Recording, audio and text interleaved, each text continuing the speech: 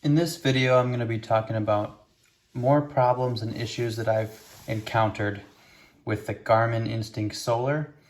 For those of you who didn't watch my previous video, it sort of goes into details about various aspects of issues that I've encountered the last couple months with having this watch.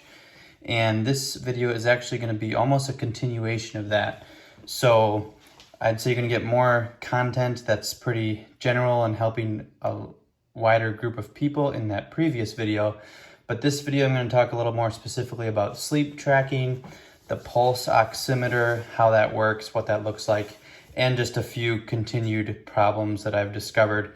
None of these are deal breakers. None of these are really big issues that I would say prevent people from getting the watch, but I think people just kind of like to see someone that's had it for a while and they get to see a little bit of how it works and how some of the screens look and how some of the features look, just above and beyond what you can see from the average person who's reviewing, like the make, and they're reviewing the brand. Maybe they're reviewing how the bands look and how the general review. So this is more of just a user review. So I hope this helps you guys because you left a lot of comments and a number of new subscribers from the previous video. So we'll jump into it here. No edits, so if you're not looking for this type of video, jump to something else with a review, but this is just going to be talking a bit. But I experienced one problem with water issue where I was at a hot tub and I noticed that my phone, it kept saying disconnected here on the watch whenever my watch would go underwater. Now, I don't think that this is going to be a problem for any people. I don't think it really matters if your watch is connected when you're underwater. However, if you're using swim tracking, I don't also imagine you're checking your swim tracking that much, or you're checking your data as you're swimming. You're sort of checking it at the end. So if it can still track everything fine, I don't think it matters if it's connected to your phone. But basically every time that I put my wrist in the water, even though my phone was only 2 or 3 feet away from me on the edge of the hot tub, it would say disconnected. And then when I would put my wrist out of the water, it would say connected. So it was just a strange little nuance. That was one thing. I'm going to go to the flashlight because this touts that it has a flashlight on here. This is like a shortcut to a few different features. So over here, this one is the flashlight. I'm just going to say that this flashlight is pretty much useless. So because this is a monochrome display, I'm not exactly sure how you say it, monochrome, I think. Because it's this type of display, it doesn't output a lot of nits. It's nowhere near like your phone or even just a basic flashlight. So if I click here, if I click on the flashlight, this is literally the output of light.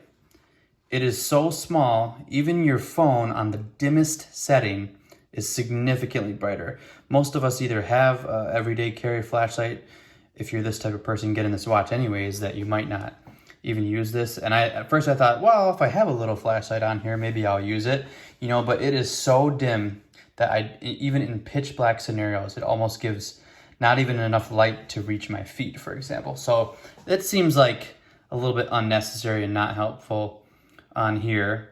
Another issue that I found was that there's a Find My Phone thing on here, which is very useful. Like I said in my last video, I came from using an Apple Watch for maybe about 5 years. And so the Find My Phone feature on the Apple Watch is extremely helpful, very easy to use, really useful.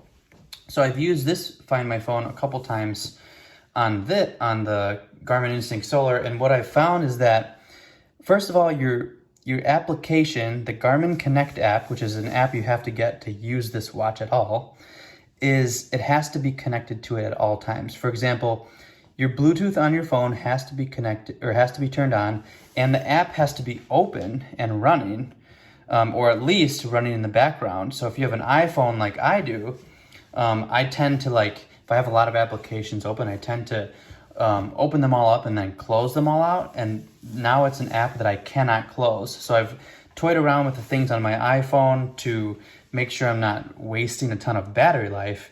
But if this is a feature that you want to use a lot, which I do use a lot for finding my phone anytime it's missing, it's a little bit annoying to have that open at all times. Because for me, I really only want to sync my watch to the phone application when I want to see current data or when I occasionally want to check a workout or I want to check my sleep data or something like that. I don't really want it running in the background at all time.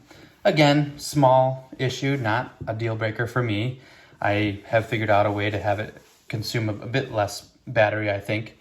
And then also when you click the Find My Phone, it just pops up on here. I won't do it because I'm using my phone to film, but it pops up on here and it says Finding Phone, and then your phone continually rings until you view the app. So if you find your phone and just unlock your phone, like with an Apple Watch, it knows that you found your phone.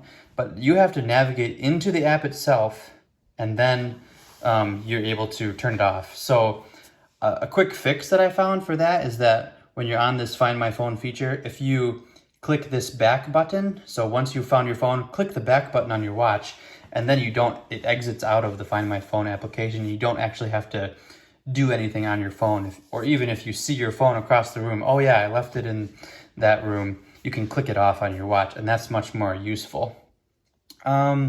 So a couple other things that I found was the pulse ox. This is a new feature for the Garmin Instinct Solar. So the pulse ox, let's see if I can get to it from here. The pulse oximeter is used for sleep tracking, and I think it's not going to show up because I'm not currently wearing it.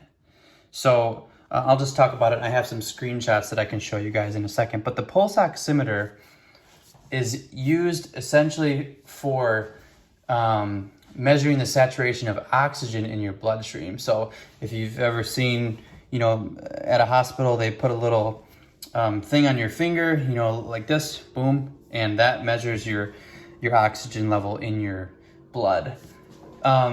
So according to the Garmin website, I'll put a link in the description below to the Garmin website where it talks about pulse ox tracking, but it basically says that it distributes the oxygenated blood to every part of the body through our respiratory system is what our bodies automatically do. So being aware of your, it calls it SpO2, or your pulse oxygenation, I guess you could say. It helps you understand how your body reacts to different situations, and then those situations serve as an indication to you of different health changes. So it's sort of like general, like knowing if your levels get below a certain point, let's say 70%, then you could have an issue. But even on the website, it says, but just so you know, that might not be an indication of an actual low oxygen saturation. So it's sort of saying, like, just so you know, this isn't a real medical device. Like, this is sort of like giving you general indications of things. So, but when it comes to the pulse ox, the main thing, so this watch is geared towards people that want a lot of battery life. The solar aspect of it is its key main feature, and the main reason that I got it, actually. Having the pulse oxygenation sensor on uses a lot more battery life. As a point of reference, when I had 50% battery life one night, I went to sleep, I turned on the pulse oximeter, and in the morning I had 3% less battery. Normally, from a night's sleep, when it has my heart rate tracking and it's tracking my movement, normally I don't even go down a whole percent. So if I'm at 50% without the pulse ox on, in the morning I'm still at 50%. But 3% is a pretty heavy hit, in my opinion. For that's a couple days of battery life. So for those of you guys that you really want that specific sensor, it's not as important to me, but maybe it is to some of you, or maybe you have sleep apnea, or you have certain things that you want to actually track your blood oxygen level. Maybe this is a feature that you care about and you use, and the battery life is not as big of a deal. However, for me, that's not the case. I do have a couple, just to go in a little bit of detail about sleep tracking.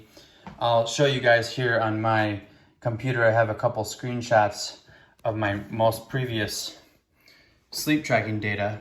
So if you see here, this is not showing my pulse ox. This is just showing my total hours of sleep here. And then I have deep sleep, I have light sleep, I have REM sleep, and I have times that I was awake.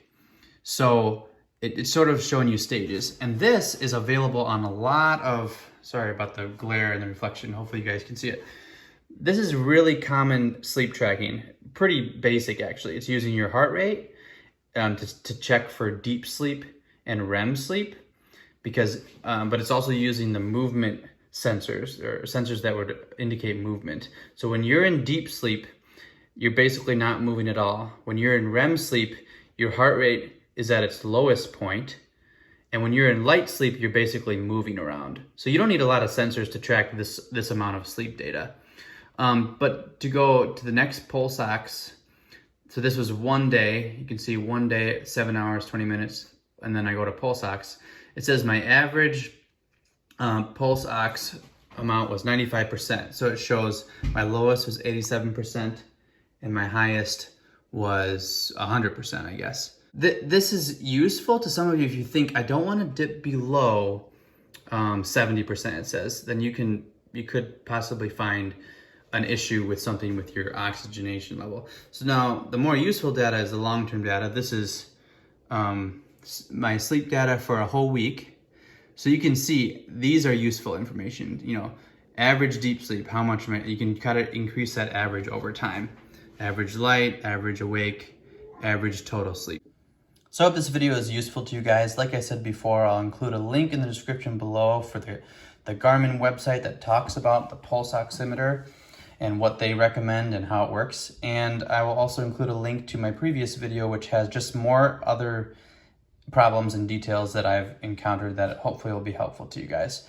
Leave a comment in below too if you guys want me to go into further detail about certain things or get some better footage and screenshots of various things. Hopefully this helps you with deciding which one's best for you, which one you want to buy. And I'll see you guys in the next one. Thanks.